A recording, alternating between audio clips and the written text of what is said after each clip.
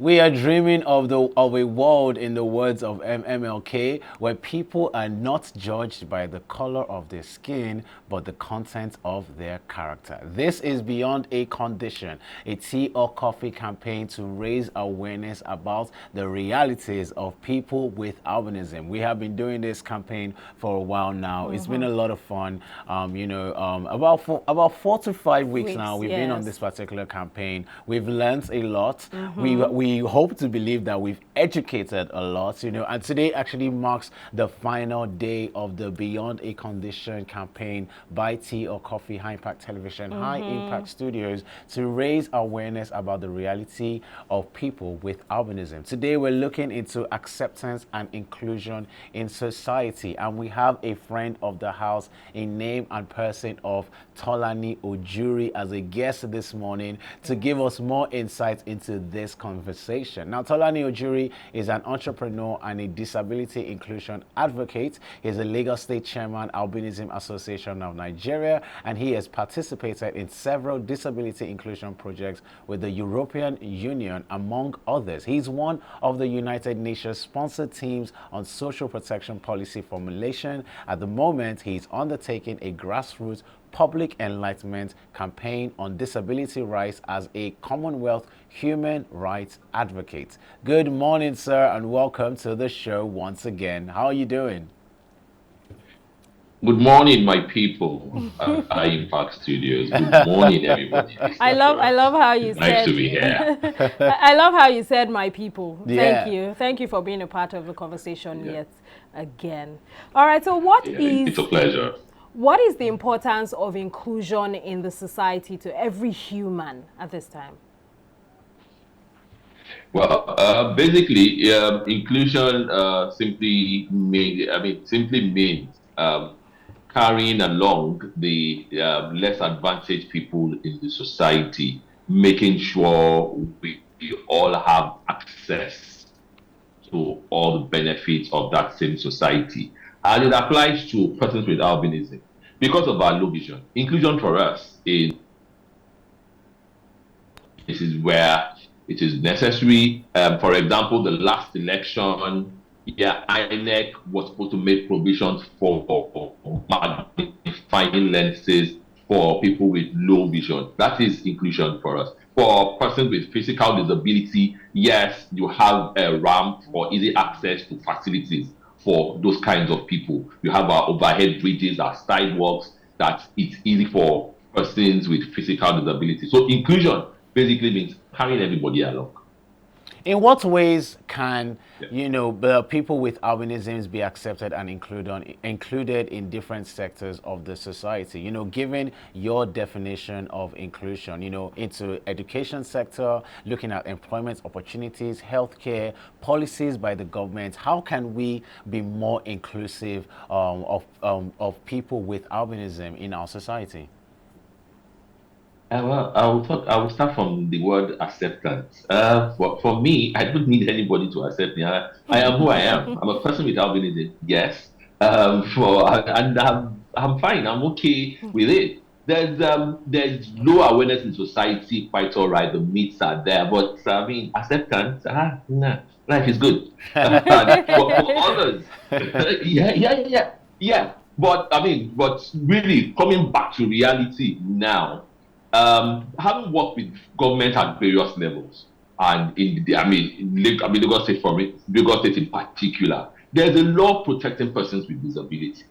And like I keep saying, the government has done so much, the society is yearning for so much, but the gap is still there. Inclusion, for instance, for persons with albinism, the government had permitted them to protect their skin from skin cancer, to wear long sleeve clothes, long trousers and long sleeve clothes to protect their skin from skin cancer. The state allows them to wear hats to protect their head from the rays of the sun that causes skin cancer. Then at the same time, we're working with the Ministry of Education to allow children with albinism to sit in the front of the class to allow them to see the board more closely. The Minister of Education had done so much in this area. But we are not there yet, but we are on the journey. The Ministry of Health, at the same time, from time to time, they give intervention funds for the treatment of skin cancer. But I mean, the other various agencies of government at one point or the other. But what we are asking the government is we want to have a permanent structure for persons with that. Yes, the law is there. The law is not just enough, but practical implementation of the law, it is what is most important. And for people themselves to be aware of the provisions of the law. And disability has gone away from the give me approach. It is now a right-based approach. You ask for your right and you work with it. All right, you said something as regards, creating awareness for people to know what the law says. What are policies that are available to foster inclusion? And I mean, at this time, are they enough? You said a few that Lagos State is doing. Are they enough? And what exactly are they? A few for those who are probably not aware, who are living with albinism, so they can be aware, and for those melanated to be informed. Well, the policies are not enough. Like I said, there is one side to have the law had been in place since 2011. The state government had not started implementing the penalties of the law. In fact, some states, some government facilities really are running foul of that same law. That is it. What are the policies in place? Okay, let's use, for instance, the most recent one. During the election, the electoral body promised to give us magnifying lenses so that we could see the small prints on the voters' card. I mean, on the ballot papers easily. On the day of the election, there was no magnifying lenses to be found. But they now quickly stepped in and allowed us to come in with an aid who will help us to read the small prints.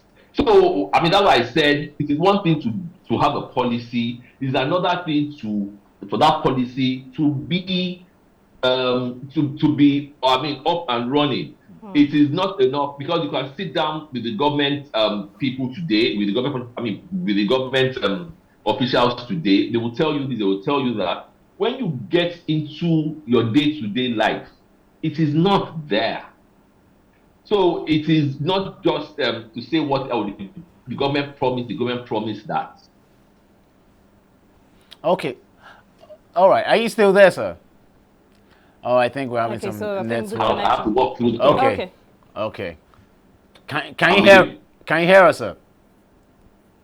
I can hear you clearly. Okay, all right. We thought we lost you there for a minute. All right. Now we've spoken about the role of government, the failure of some of the implementation of these policies. We've spoken about acceptance in society. I want to talk about awareness. I want to talk about sensitization. I want you to comment on the role of the media. For instance, what we're doing here, raising these topics and championing these conversations. What else can be done media-wise? Because I really believe that a lot of people are not really aware of the realities of people with albinism because it's not particularly in their face, So how can the media actually help in raising awareness and building acceptance of people with albinism in our society? So far, so good. The media space, most time when they grant us interviews like this, they might be nice about it, but deep down in them, it's like they're doing us a favor. They're not doing me a favor. Oh, wow. And I make some of them realize that. Yeah, I make some of them realize that you or your children's children can come with persons with albinism. Your kids can give birth to children with albinism. Your children's children you don't even know if they are carrying the gene. So you're not doing me a favor. You are only helping to sensitize people. The problem, like you said, it is not in our face. It is in my own face because I know the number of people I have in the hospital now down with skin cancer. It is not just their problem. The society at large is paying their bills because we're raising money on GoFundMe, we're raising money in the churches, we're raising money in the marketplace. So the society, directly or indirectly, everybody is paying. So in the area of the awareness, We have done, yes, we've done the media. The media can still do more. It goes beyond the interview. We told them we could still be having jingles. We could be having time checks, having this kind of thing. Albinism is not a disease. Albinism is not this, is not that. They are normal human beings. The time is 3 o'clock, the time is 4 o'clock. Albinism is this, is that. So with that, we need to constantly put it in people's face. Persons with albinism need to be protected from the sun to prevent them from having skin cancer. That in the media space should be done. Interviews are not just enough. From there, we have started going to the marketplace, to the places of worship, to motor parks and all that. And if the media, if the media space could cover those activities in their news items, that really goes a long way. I had my cluster. I know how many children people lock in their houses because they are prone with albinism. I know how many parents I've met that are ashamed of their children. So it is a big, big problem. The society still sees people with albinism as, oh, they are people that should not be reckoned with. I thank God for my parents, and I thank God for my support cast. Everybody that I've had around me all my life, they've been wonderful people. So the lot of us that you see outside, we are less than 20%. The rest did not come out. So that's why I said the media still has a lot to do. There's still so much to do. We need to keep talking about this thing. I know how many marriages have failed because the wife gave birth to a child with albinism. And the husband, or the husband's family will tell the lady, oh, I don't know where you got this child from. I don't know. And they tell their son to go and look for another wife. I have the statistics, so it is not hearsay. All right, now speaking on family, I'm glad that you raised marriage and family and parenting. As we, wrap up the conversation, can you share maybe 1 or 2 tips for parents who have children with albinism? I mean, how they can integrate their children in society, how they can help their children to be more confident. And, as you do so, any final advice also for members of the public going forward? Well, for parents, call your child by your child's name. In the local parlance, it resonates more. Call your child by your child's name, not what the society calls your child. Call your child by your child's name and make sure that your child's self-esteem is intact. If you have 4 children and one of them is with albinism, raise them the same way. That child is no way different. Apart from protecting that child from the sun, they do everything every other child can do.